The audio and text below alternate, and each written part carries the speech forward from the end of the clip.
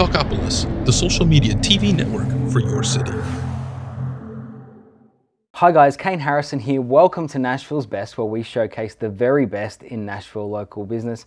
And today we are joined by Angelia Williams. Welcome, Angelia. She is the owner of the voice studio of Angelia Williams. Hello. Thank you so much for coming past. You're welcome. Thank you for having me. Absolutely. Now, obviously a vocal coach and been doing it for many years, which we will talk about. Okay. But let's find out a little bit about yourself first. Sure. Now, I know that you aren't a Nashville local, that you've moved to Nashville.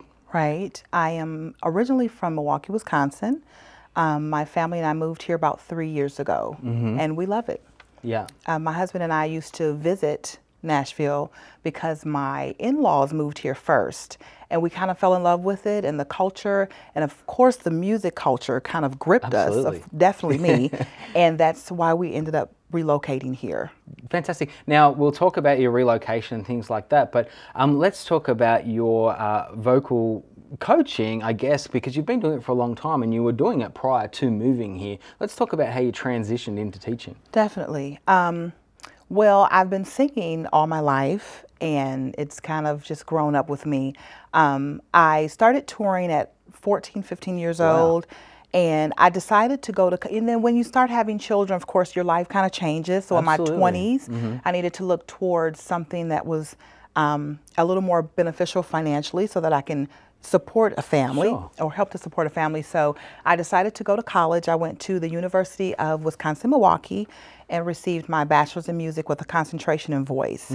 And from there I started, and before I graduated, I had started doing vocal coaching and working with adults and children alike. So when I graduated, it just kind of took off. I was able to really focus and continue my education in that field. So now I know you had a fantastic business where you were from, and now you've made the shift to Nashville, which can be really difficult. I mean, how do you find your feet? We were talking a little bit off camera before that you'd done some fantastic offers and things, largely attracting children, which you've built a great clientele around. But it's not only children that you teach. No, it's not only children. I work with all ages, all genres, and all skill levels. I have 4-year-olds that are just starting to sing, and their parents call me and say, I think they want to sing.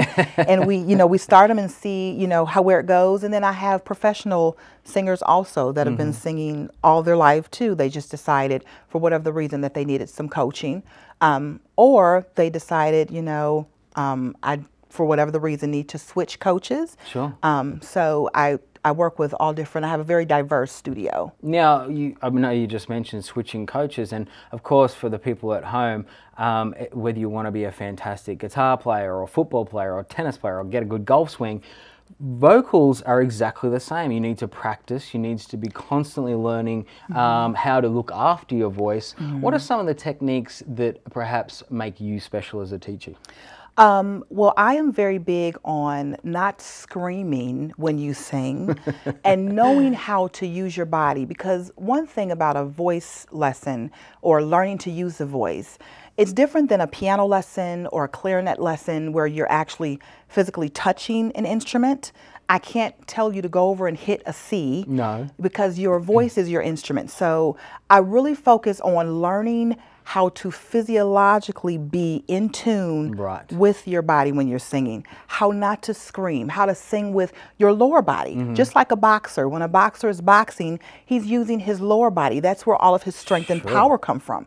It's the same thing when you sing. So I get a lot of singers that are that say, can you teach me how not to scream out a note? Can you teach me how not to strain? So I'm very big on vocal health, how to maintain the voice, how to take care of it, how not to basically blow the voice. Absolutely. Because I have tons of friends who didn't really find it beneficial or necessary to have a voice coach because a lot of people are just gifted. We just kind of know how to sing.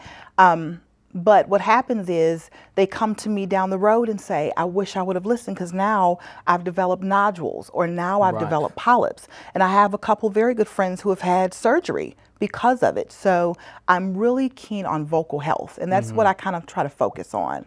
Now, the other thing, I mean, I know we talk about when you think of a teacher, you're learning new things all the time, but imagine there's a big chunk of your people that you have to unlearn all the bad things they've learned over a long period of time, which, talk about that process. Yes. I mean, I am the poster child for unlearning because remember, I did not start college until I was 28. Right. So I had never been vocally trained. But naturally gifted. Naturally gifted. Yes. I grew up in the church, and that's what I did. And that was my platform.